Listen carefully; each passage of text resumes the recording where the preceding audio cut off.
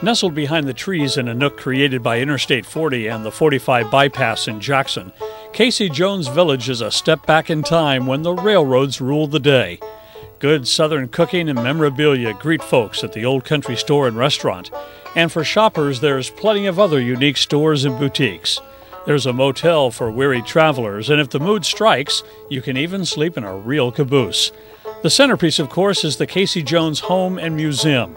We came to the village on April 30th, the 105th anniversary of the train wreck that launched Casey Jones into the annals of legend. I have come up with my own answer to that and what I believe why he is such a legend. Number one, Casey Jones was a hero. He died saving all the passengers on his train. Before Casey crashed that night into that stall freight in front of him, he could have bailed out. He could have jumped out just like he had his fireman Sim Webb to do.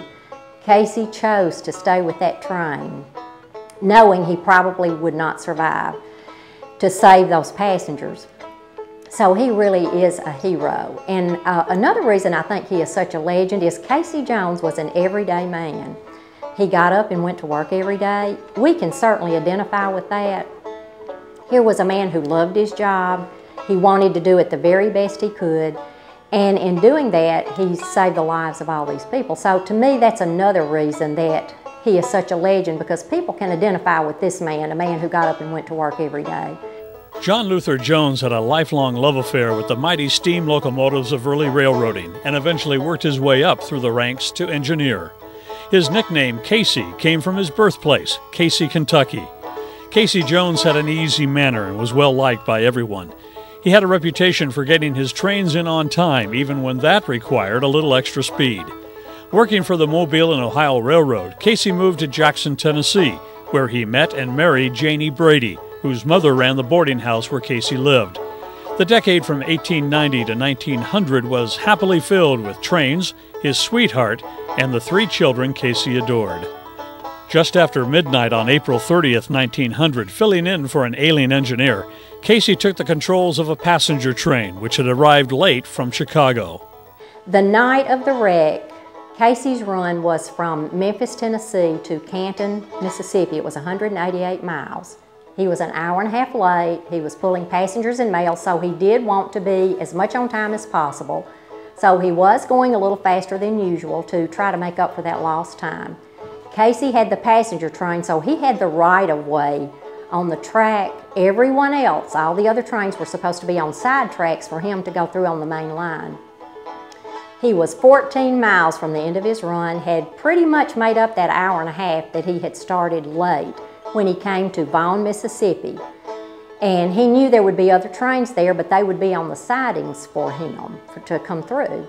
But what he did not know, because of course there was no modern technology then like we have now in modern communications, that a freight train had broken an air hose and was stalled on that main line, could not get off the main line to let him come through. Casey did not know that until he was headed into Vaughn at 75 miles an hour. Coming out of the long curve, Casey saw the red light that marked the caboose of the freight train just ahead. He ordered his fireman, Sim Webb, to jump and save himself. Casey then threw his train into reverse, applied the air brakes, and laid on the whistle to warn everyone of the impending crash. So he crashed going 35 rather than 75 because he had stayed to pull on the brake. And his engine turned over. Casey was killed, but because he stayed with the train and slowed it down, all the 6 passenger cars stayed upright on the track, and every passenger was fine. There were 2 or 3 minor injuries, but no one was killed, and there were no serious injuries because he stayed with his train. Come all you rounders if you want to hear the story about a brave engineer. Casey Jones was the gentleman's name. On the 6-8 wheeler boys he won his fame.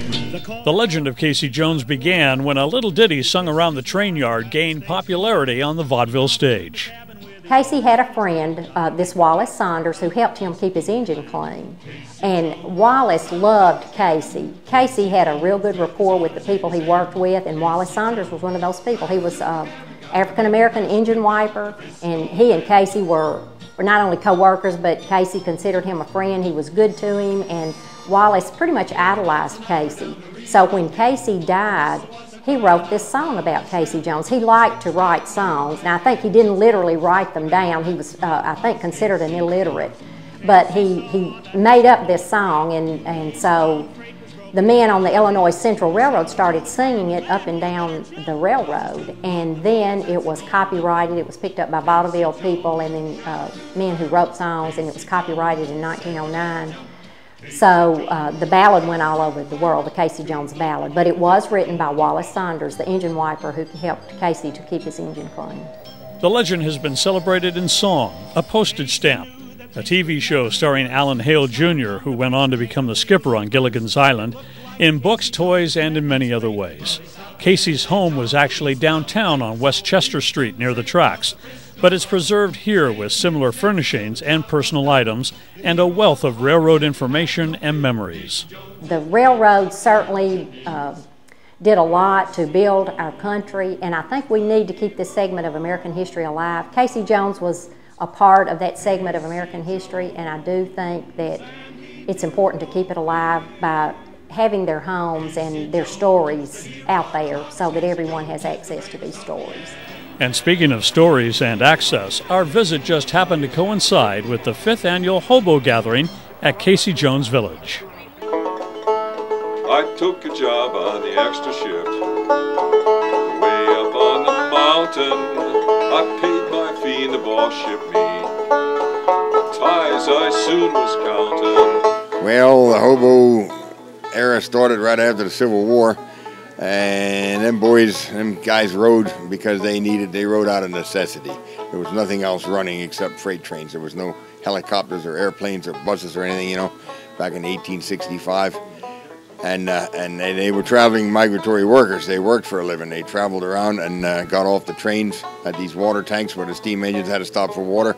And they went and worked and knocked on the lady's door and asked if they could hoe the garden or shovel the snow or paint the mailbox or rake the leaves or whatever. And they gave them a little bit of work for a little bit of food, and they'd move on again.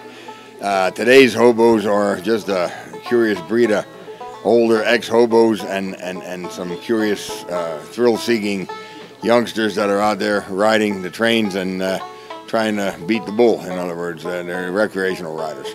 Well, the boss set me a driving spikes.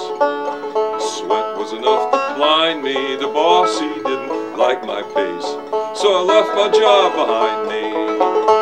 And I climbed aboard that old freight train round the country, traveled the mysteries of a hobo's life. We were soon unraveled.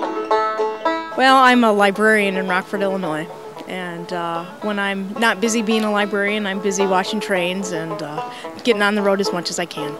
So you actually ride the rails? I have ridden twice, but I don't recommend it because it is illegal and it is dangerous, and it certainly should not be done without someone who knows what they're doing.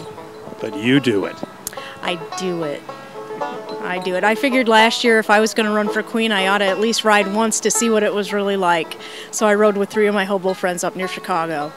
And then I rode down in Mississippi last week. I traveled east and I traveled west. Shacks could never find me. Next morning I'd be far away from the job I left behind me. 'Cause I climbed aboard that old freight train. Around the country travel, the mysteries of a hobo's life to me were soon unraveled. Well, I chipped in and I joined the Wobbs. Rank Chanel will find me. Hurrah for the cause, to hell with the boss and the job I left behind me. 'Cause I climbed aboard that old freight train round the country, traveled the mysteries of a hobo's life. We were soon unraveled. There are many kinds of hobos. Some are veterans of wars, and some of them are vagabonds and musicians earning a living as they go. And some of us are retired professionals that just enjoy the lifestyle, and I'm one of the latter part. And what's it like? Well, we go to various gatherings around the country throughout the year, and we just meet with friends and play games and talk about friends, and it's just a lifestyle of relaxation and camaraderie. The hobo was at the top of the list. We always say a hobo was a migratory worker. A tramp, tramp was in the middle there. he tramped from town to town, and he rarely rode trains, and he rarely accepted rides.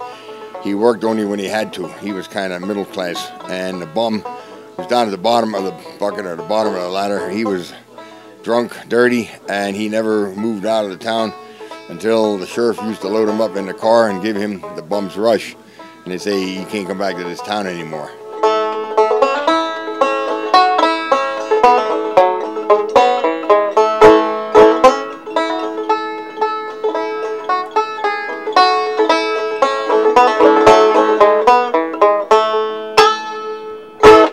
Red Light, because of the years of devotion you've given to the Hobo community, with your heart, mind, and soul, you have been with us through thick and thin. You've been a friend of the Hobo, and you have been given the name of Red Light. And we're going to give you a title. It's going to be a title of Duke, the Duke of Woodland. So we anoint you, we appoint you, and we dub you Duke of Woodland. Is he worthy? He is worthy. You shall now be known as the Duke of Woodland.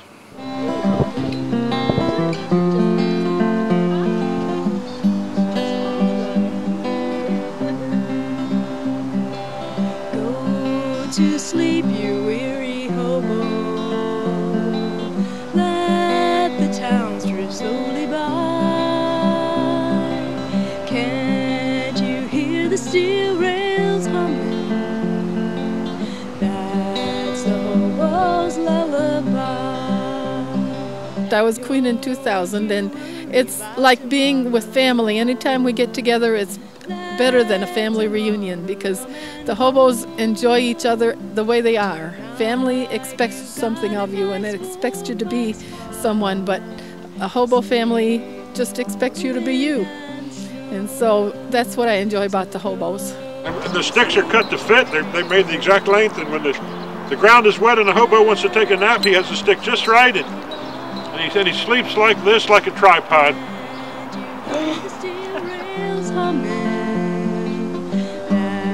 The hobo's lullaby. I know your clothes are torn and tattered, and your hair is turning gray. Lift up your head and smile at trouble. You'll find peace and rest someday. I'm celebrating my 20th year this spring, and it gets tiring, you know. I mean, being up 37 years old, to make a long story short, my mom threw me out of the house at a young age, and I crawled in an empty boxcar to get out of the weather and woke up in Albany, New York. That was my first train ride. There's an old saying, once you climb in your boxcar for the first time, you're hooked. And as I sort of took to the lifestyle, I started straying further away from home, and probably by the time I was 21, I was doing coast-to-coast trips around the United States. And how do you support yourself? Usually this seasonal work, day labor, labor ready. Usually I have somebody with me to watch my dog for me when I'm, even working on farms, throwing hay, and any little thing a hobo can find, like they used to do back in the 30s and stuff. I found these people to be a very fine bunch. They're a very Christian bunch. They're very religious. We have ceremonies every Sunday morning, and we just went to a pastor's house for breakfast, and they're just down-to-earth good people. That's the hobo's lullaby. Can't you hear the steel rails humming?